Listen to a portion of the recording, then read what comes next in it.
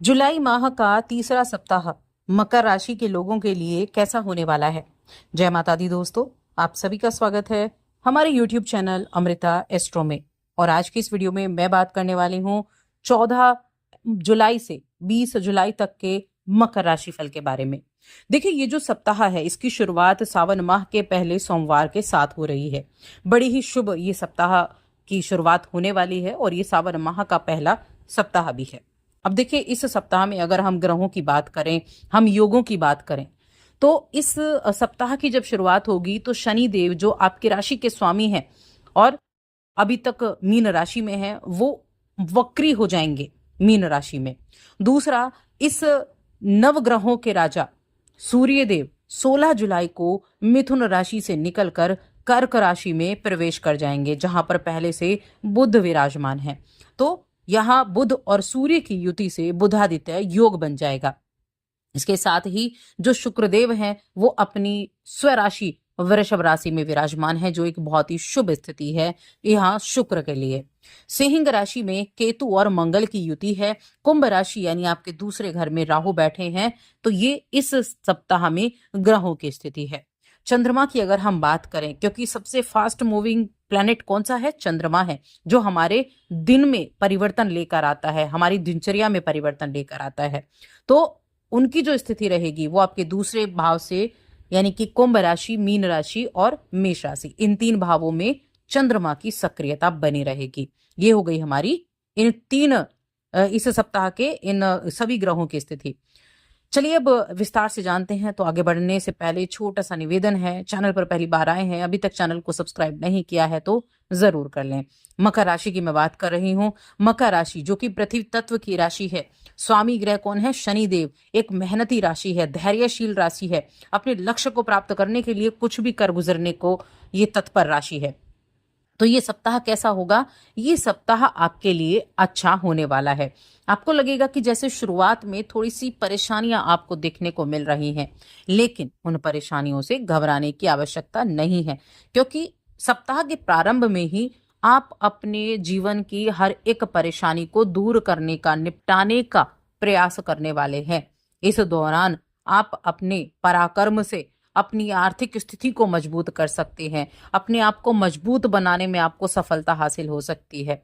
आपका जो करियर है, हम करियर की बात करें, बिजनेस की बात करें, जॉब की बात करें, तो वहां आप जो भी अब तक अपने एफर्ट डाल रहे हैं, उन एफर्ट से आपको रिजल्ट भी मिलेंगे।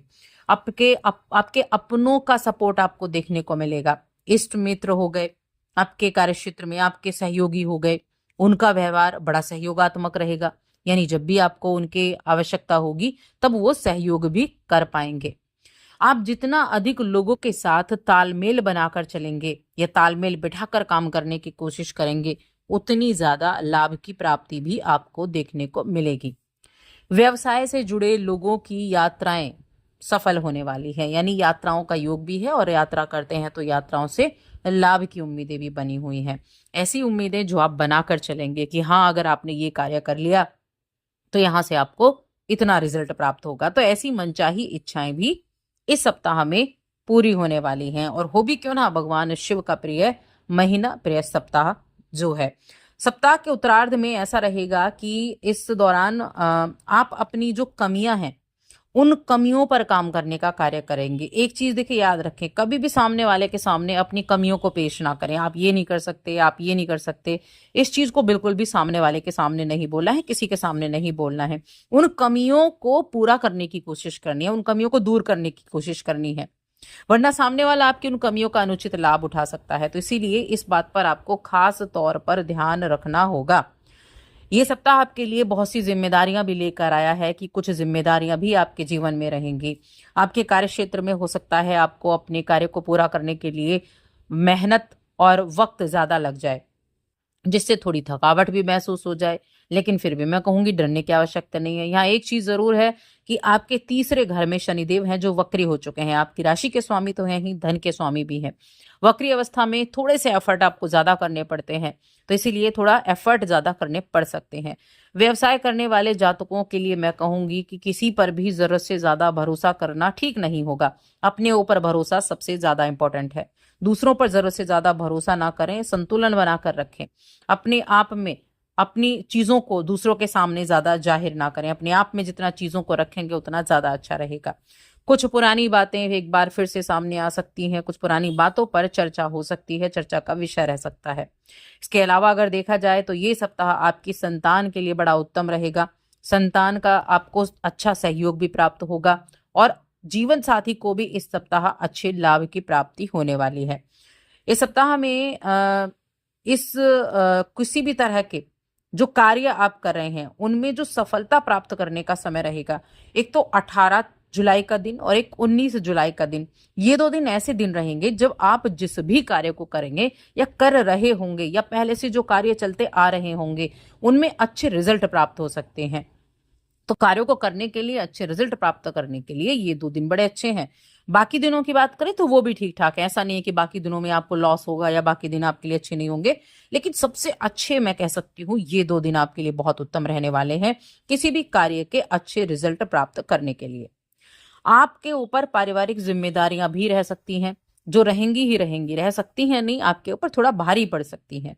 तो किसी भी तरह आप जब घर परिवार के लोगों के साथ बैठते हैं तो संवाद करते समय थोड़ा सा ध्यान रखना है आपको कि ऐसा हो जाता है कई बार की गलतफहमियां हो जाती हैं, आप करना नहीं चाहते हैं, कहना नहीं चाहते हैं, लेकिन हो जाती हैं। तो ऐसी चीजों पर थोड़ा ध्यान रखना है, थोड़ा सा पेशेंस बनाकर रखना है।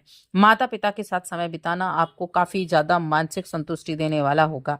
जीवन साथी की भावनाओं को समझना आपके लिए बहुत जरूरी है। आपके जीवन में, आपके घर परिवार में प्रसन्नता रहेगी इससे। आप अपने घर में किसी तरह की मरम्मत का कार्य करा सकते हैं या फिर कुछ पुरानी चीजों की सफाई कराने का कार्य कर सकते हैं, यानी घर से जुड़ी हुई कुछ चीजों पर आप अहम ध्यान देने की कोशिश इस सप्ताह में करने वाले हैं। देखिए, कोई भी, अगर मैं हेल्थ की बात करूं तो कोई भी पुरानी बीमारी है तो उससे उभरने का समय है। मानसिक कष्ट है तो उसको दूर करने का समय है। रिश्ते नातों को बेहतर बनाए कर रखने का समय है। प्रेम संबंधों में विश्वास बढ़ाने का समय है। अब रिश्तों की बात करते हैं, लव लाइफ हो गई या फिर आपका वैवाहिक जीवन हो गया। तो प्रेम संबंध में सप्ताह की शुरुआत में थोड़ी बहुत प्रॉब्लम रह सकती है, किसी खबर को सुनकर मन अशांत रह सकता है, लेकिन ये थोड़े टाइम के लिए रहेगा क्योंकि ये उतार चढ़ाव वाला समय है। तो आपको अपनी प्रेम संबंध को सुधारने के कई अवसर भी प्राप्त हो जाएंगे। रोमांस भी रहेगा, ऐसा नहीं है रोमांस नहीं रहेगा, रोमांस भी रहेगा, तो मिले जुले प्रभाव देखने को मिलेंगे। वैवाहिक जीवन में अगर देखा जाए तो अपने पार्टनर के साथ जितना अच्छा वक्त आप बिताएंगे, अच्छे वक्त को बिताने का, एक दूसरे की बातों को समझने का प्रयास करेंगे, उतना ज्यादा अच्छा रहेगा। प्रेम के मामले में धैर्य से काम लेना है आपको और आपका जो समय है ना वो काफी सुखमय भी बीतेगा। आप किसी भी तरह के, देखिए, विश्वास सबसे बड़ी चीज होती है, रिश्तों में विश्वास रखेंगे तो अच्छा रहेगा।